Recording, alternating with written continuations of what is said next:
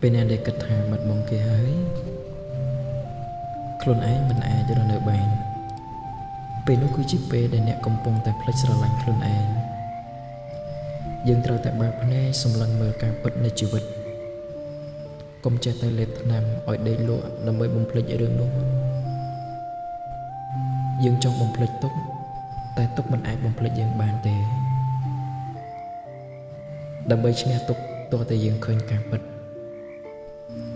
ហើយលះបង់នៅចំណងលោកីក្នុងចិត្តខ្លួនឯង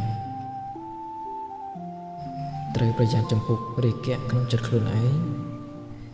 វាធ្វើឲ្យវង្វេងឃើញរឿងដែលនាំឲ្យយើងកាត់ទុកថានាំឲ្យសប្បាយឃើញរឿងដែលឥតប្រយោជន៍ថាមានប្រយោជន៍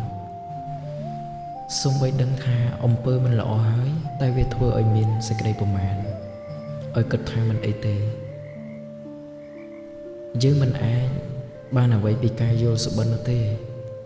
ដូច្នេះយើងគប្បីភ្ញាក់ឡើងធ្វើការងារឲ្យសម្រេចប្រយោជន៍យ៉ាងណាមិញយើងក៏មិនអាចបានអ្វីអំពីលោកនេះនៅក្នុងដំណេកនៃលោកីបានដែរដោយគ្រាន់តែតណ្ហាទិដ្ឋិប្រកាន់ដូចជាការយល់សពនេះថានោះជារបស់យើងដូច្នេះឡើយគឺយើងត្រូវតែភ្ញាក់ដឹងខ្លួនឡើងតាមរយៈនៃសម្លេងប្រកាសនៅអរិយសច្ចធម៌ហើយបដិបត្តិដើម្បីប្រយោជន៍រួចផុតចាកទុក្ខក៏យ៉ាងនោះដែរបើយើងមិនស្រឡាញ់ខ្លួនឯងហើយមិនធ្វើខ្លួនឯងមានតម្លៃនោះតើអ្នកណាគេមកស្រឡាញ់យើងមកឲ្យតម្លៃយើងដូច្នេះការកសាងសេចក្តីល្អនេះឯងគឺជាការសំខាន់ណាស់ខំប្រឹងធ្វើទៅតន់មានឱកាសល្អសេចក្តីល្អនោះទោះជាមិនមានអ្នកណាដឹងថាជាសេចក្តីល្អស្រេចទៅហើយប៉ុន្តែមិនខ្វះអ្នកដែលដឹងនោះទេយ៉ាងហោចណាស់ក៏មានខ្លួនឯងម្នាក់ដែរហើយយើងក៏បានដឹងថារសជាតិនៃសេចក្តីសុខក្នុងការធ្វើអំពើល្អដែលយើងបានធ្វើ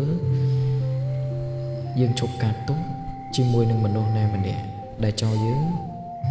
ដោយយើងមកមានសេចក្តីសុខជាមួយនឹងកល្យាណមិត្តជាមួយនឹងអំពើល្អរបស់យើងនឹងឯងម្យ៉ាងទៀតអំពើល្អរបស់យើងប្រៀបបីដូចជាខ្យល់អាកាសអញ្ចឹងខ្យល់អាកាសសំខាន់ណាស់សម្រាប់គ្រប់គ្នាដកដង្ហើមទាំងមនុស្សសត្វយ៉ាងណាអំពើល្អក៏យ៉ាងនោះដែរមិនថាទានមិនថាសិលសុទ្ធតែជួយឲ្យគេបានរស់បានសុខមិនមានន័យថាភ័យចំណែកខ្លួនយើងសប្បាយចិត្តរាល់ថ្ងៃ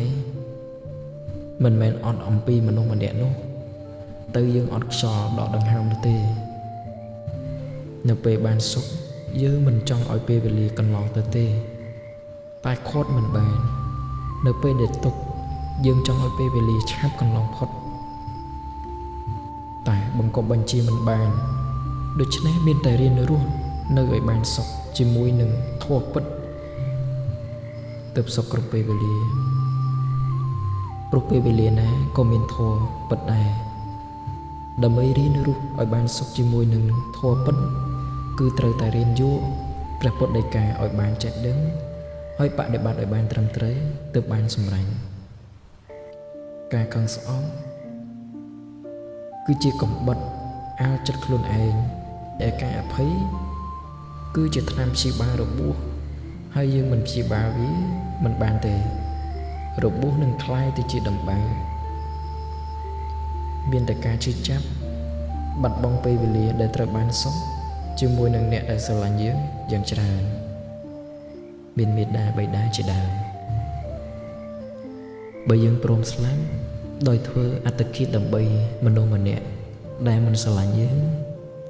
តែយើងក៏បីចំពោះមេត្តាបិតាដែលខំបីបាច់ថ្នាក់ថ្នមយើងដែរទេចិញ្ចឹមតាំងពីតូចរហូតដល់ធំទាំងដែលយើងមិនទាន់បានតបស្នងសងគុណគាត់ផងនោះតើសមដែរទេតើការសម្លាប់របស់យើងមានតម្លៃដែរទេ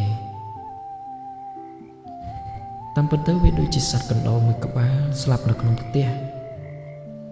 គឺមិនចាំបាច់ដុតផ្ទះនោះចោលទេពិតមែនវាមានក្លិនស្អុយពេញផ្ទះប៉ុន្តែដល់យូរទៅកប់ចោលទៅលាងទីនោះឲ្យស្អាតទើបបើកទ្វារបង្អួចឲ្យខ្យល់ចេញចូលលែងមានបញ្ហាក្លិនស្អុយនោះទៀតដែរយ៉ាងណារឿងរ៉ាវអ្វីមួយនៅក្នុងគំនិតមិនចាំបាច់ធ្វើអត្តឃាតទេយកតែគំនិតដែលដូចជាកណ្ដុរងាប់នោះឯងទៅកប់ចោលក្នុងដីគឺអតីតកាលនោះទៅដោយសេចក្តីទុក្ខដូចជាការក្លិនស្អុយវាក៏បាត់ទៅដែរយកទឹកគឺជាការអភ័យមកលាងជំរះបើកទ្វារបង្អួចឲ្យខ្យល់អាកាសចេញចូលបានល្អគឺបើកភ្នែកមើលព្រះត្រៃបិដកជាដើមបើកត្រចៀកស្ដាប់ធម៌ធ្វើសេចក្តីល្អដើម្បីឲ្យដូចជាខ្យល់អាកាសបរិសុទ្ធដកដង្ហើមឲ្យស្រួលគឺរស់នៅបានសុខប្រះចាកក្លិនស្អុយគឺជាសេចក្តីទុក្ខរសាយអស់ទៅនៅឯងផ្ទះគឺជាអត្តភាពនៅគង់វង្សដើម្បីបានរស់នៅធ្វើជាសេចក្តីល្អបានច្រើនទៀតណាស់ក៏យ៉ាងនោះដែរជីវិតគឺជាផ្លូវដើរដូច្នេះត្រូវតែរៀនលះបង់នៅគ្រឿងជាប់ជំពាក់ព្រោះមុខតែទៅចោលដកដាលទេកុំឲ្យវាស្មៅកុំឲ្យវាសៅមងចិត្តអ្វីដែលឥតប្រយោជន៍គឺអកុសលកម្មកុំយកទៅជាមួយគឺកុំធ្វើវាចំណែកអ្វីដែលមានប្រយោជន៍គឺកុសលកម្មចាំបាច់ត្រូវតែជាប់ទៅជាមួយនឹងអ្នកទៅតាមផ្លូវរហូតគឺត្រូវលៀនសន្សំអប់រំទាំងយប់ទាំងថ្ងៃពេលណាក៏ធ្វើបុណ្យបានកុំប្រមាថក្នុងការបំពេញកុសលធម៌ទាំងឡាយដូច្នេះចូលស្រឡាញ់ខ្លួនឯងឲ្យបានច្រើនរស់នៅបន្តទៀតដើម្បីធ្វើសេចក្តីល្អ